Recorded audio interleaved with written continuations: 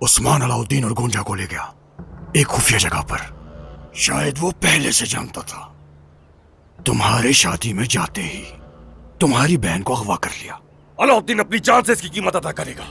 जो भी झगड़े की आग को हवा दे रहा है और भाइयों से सरासर गद्दारी कर रहा है, उसे तलाश किया जाए और फिर उसके अंजाम तक उस शख्स को पहुंचाया जाए।